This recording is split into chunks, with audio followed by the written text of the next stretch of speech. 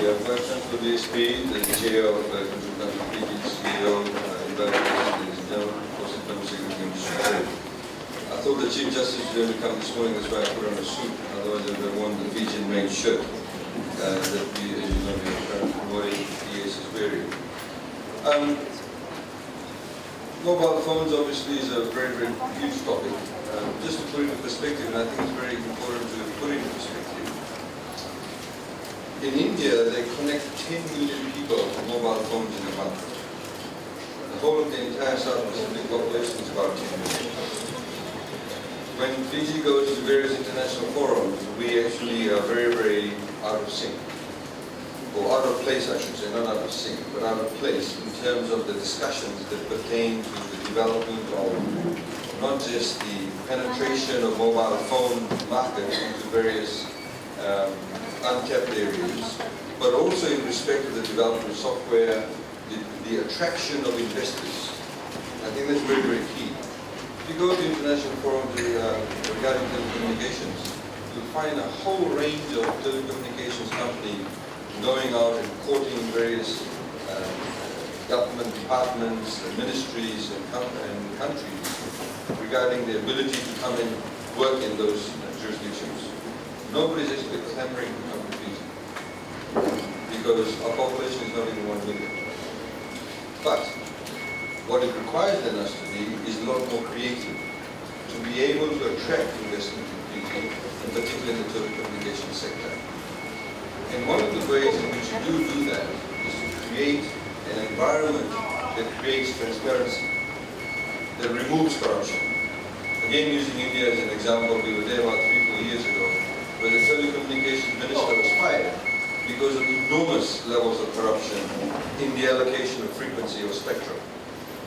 In Fiji, until a few years ago, spectrum was just given out willy-nilly. There was absolutely no plan regarding spectrum allocation. Absolutely none. We put in place the spectrum allocation decree about 3-4 years ago, where we then reallocated the spectrum for frequency, not just to mobile phone companies, but also to television companies and various other users of spectrum. Because it is critical to understand that spectrum is like limited real estate. At the moment everybody's talking about the price of real estate going up in the Southern Peninsula. The reason why it is going up is not apart from huge demand, it is also limited. There's a limited amount of land in the Southern Peninsula. In the same way we need to view spectrum and frequency. It is limited real estate. So in order, and it's owned by the state, it's owned by you, it's owned by the Fijian people, it's owned by the state. So in order to ensure that we're able to have transparency, we're able to better utilize this frequency, there must be absolute transparency in the entire allocation spectrum, and we must be. The only reason that we are now able to talk about digitalization and having digital television in about 18 months' time, which will be another consumer issue that we can discuss in about 2 years' time, is because of spectrum. That's the first thing I'd like to highlight. The second thing I'd like to highlight is the CEO asked who does not have a mobile phone. The same I'd like to ask many of you. How many of you did not have a mobile phone about 7 or 8 years ago? Most of the students at this university would not have had a mobile phone about 7 or 8 years ago. They would have been about 11, 12, maybe even 13 years old. The fact is then, and let me put it into perspective, in 2005, the peak rate of a unit cost of call for Vodafone was 99 cents. Today, you're paying 22 cents. The rate of call in terms of fixed broadband, cost per gigabyte in 2008 was $8. Today it is $1. The speed, the increase in speed has been 3,900%. The point that I'm trying to make is that because of technology, our expectations in a way supersede what we would normally have been expected in a normal market. Let me put it into perspective. A person today who's using a mobile phone and is paying 22 cents a unit at peak rate would not know that back in 2005 it was 99 cents. They would take that 22 cents as a given. That's the only point of reference. In the same way you have the 7 ups, the 5 ups, what have you, where you can text for 2 cents or 5 cents, whatever it is. That's what they expect. So it is very important to know that with the growth of technology, people aren't able to do comparative analysis as consumers. So the expectations are quite high compared to what their parents would have had. Most of their parents would not have had a mobile phone about 10 years ago, 15 years ago. As the CEO highlighted, today that want is now seen to be a need. And some people question, do you really need mobile phone? Many businesses will argue and say, we need it. Many businesses now will tell you, we need Skype. We need internet, otherwise we cannot do our business. 10 years ago, the number of businesses that would have said that you will be completely very, very low compared to what they're saying today. And the need has arisen because not just other people in Fiji are using it, it's because the traders, the business partners offshore are using it. The example that I use is that, I remember as a young child, when big fan of Muhammad Ali, the boxer, when they had a fight, in 2 or 3 weeks' time, when the fight used to come to the Century Theatre, we thought it was amazing. That here's a fight that took place in America or in Africa, and we're able to see it in Fiji within 2 weeks' time of the fight. Today, if you don't see a fight live, you don't want to watch it. Nobody wants to see a delayed telecast of a rugby match. Everybody wants to see it live. This is the expectation. Now that brings us to the topic of our conversations, which is, where do we position the consumers' rights in this growth, this industry that's growing at a monumental pace? In fact, it's at a pace that most governments cannot keep up and track with. I can tell you many stories. When we tried to liberalize the telecommunications market, it took us 5 days and 5 nights. And you have today, most of you may not know, it's called the Radisson Accord. We reached the deal at about 3 a.m. in the morning at the Radisson Hotel. We have brought over 2 World Bank given consultants to mediate between the players in the telecommunications industry that have exclusivities, or what they claim to be exclusivities. This is why Vodafone had a monopoly in the mobile phone industry. You have TfL having a monopoly in landline. You have Fintel having a monopoly in terms of international access, international calls, even internet, using the Southern Cross cable. Today those monopolies are gone. It's a liberalized market. Many people do not know this. This only happened in 2008. But we have a very completely different market now. So in this growth area, obviously there would be things like predatory marketing. Obviously there would be things like people wanting to go out and get as many customers as possible, and where you may have dropouts because the capacity in the infrastructure is not there to handle that number of calls. Whenever there's a cyclone or cyclone pending, or New Year's Eve, people say, I can't get through to my friend who I want to call because the lines are all so busy. This issue of capacity. So what do we do to increase that capacity? So today what I'd like to highlight to you is some of the initiatives that are being undertaken by government, and perhaps also during the course of that highlight to you what are some of the pitfalls in terms of the marketing strategies, some of the initiatives that have been taken up by mobile phone companies in particular. And I think the CEO is also quite correct in saying, because mobile phones now no longer simply carry voice, they also carry data. They will very soon carry a lot of entertainment, as you already have. So how do we manage that?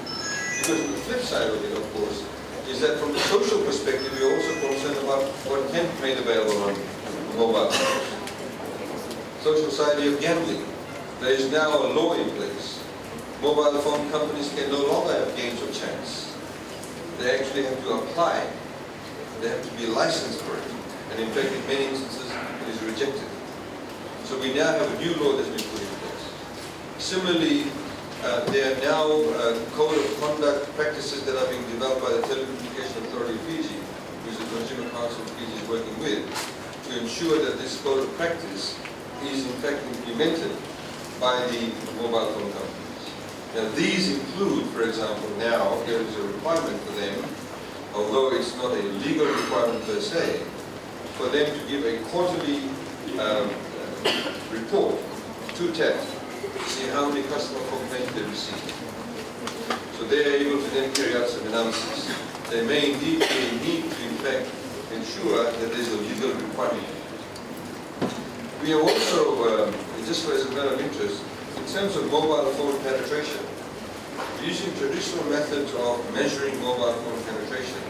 Fiji has in excess of 100% penetration.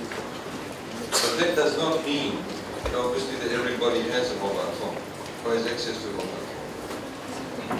There are some people who use more than one SIM card. I've seen young people who have one phone and 2 SIMs. So in other words, in Fiji at the moment, there are more SIM cards in use or being given out than the actual population numbers.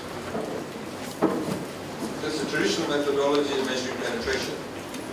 But we also know that there are various parts of Fiji where you have what you call dropouts or you have blackouts. There's absolutely no reception. And we are in fact having a meeting next week with other telecommunication providers to see how government can, and we've already advertised this week for a particular process as required through under the laws, where we've identified the areas where there's no reception. Government will step in and subsidize mobile phone companies and indeed other providers to put up towers so we can get reception in those areas. Because one of the greatest and bravest injustices, if you like, of the advent of telecommunications and ITC is that because of the pace at which it is increasing, we have to be careful. You can all have wonderful stories about how now you can get YouTube and you can get e-education, etc. But if there are certain parts of Fiji that does not have that capacity or does not have that coverage, they will get even further behind. So we have to ensure that with this technological advancement, that everybody comes on board. So we don't want somebody who is living on the northern tip of Bangu or northern tip of Kandavu not to have access to these telecommunications that you are enjoying here in the Suvarnasuri corridor. We want everybody to come on board. And that's part of the great equalizer. Telecommunications, the advent of telecommunications is to be the great equalizer, not to make people unequal. And that's something that we have to be careful of. It's very, very critical, and I think it's missed out by a lot of people. As I said, we're having a meeting with the telecommunication companies next week to see which areas that we can subsidize, and hopefully we'll be having a number of towers that will be coming up in the next few months where the coverage of telecommunications will increase. It is also, I think, important to note, as announced by the Honourable Prime Minister in the 2014 budget announcement in November of last year, that $500,000 has been allocated to set up the consumer complaints and consumer tribunal, which we hope to do within the next 4 to 5 months. There's a number of other urgent laws we've put in place, things like the electric decree. And once that is all done, then we'll be working on that law, and hopefully by the middle of the year we'll have a consumer tribunal set up, where people can bring their complaints if they're not adequately addressed by the providers of various goods and services. And we hope to ensure that that tribunal does not only extend to complaints about banks, insurance companies, third-party insurance claims, but also, of course, things like the mobile phone industry, where there are a lot of service issues that need to be covered. I can speak about these issues for a number of hours, but I think I'd like to probably wrap up because I'm quite interested in listening to Chad later on. I think it is very critical, ladies and gentlemen, to understand that whenever we talk about consumer rights, the Consumer Rights Day, that we need to take a collaborative approach to resolving consumer issues. The reality is this: that there are various businesses that make investments in various areas to make a profit, and they also provide a particular service. We as consumers want to access those goods and services. However, it does not mean that the businesses are there to exploit the consumer. On the other hand, it also does not mean, from the consumer's perspective, that all businesses are bad, that we don't recognize the services that they provide. So it is a collaboration. Yes, there are power differentials that need to be addressed, because a big company that may have access to lawyers, accountants, and the technical expertise and advice that an ordinary consumer would not have. It's a bit of a David Goliath type of story. So how do we provide the equalizer in that forum? And that's what we are attempting to do. That's what these new laws are there, these new decrees that have been put in place, is to ensure that consumers are protected. Of course, there's an argument for some of the politicians to get rid of the decree, so I don't know what will happen to consumer protection, and indeed the Commerce Commission, etc. But the point is that we have now a plethora of laws that are there to protect consumers. And there is a need to continuously address this. This is why the Consumer Council plays a very critical role, so does the Commerce Commission, and all of you as individuals. Indeed, the academics do provide a lot of input for us to be able to consider and ensure that this equalizer is always in the forum. I wish you all a very important. Thank you.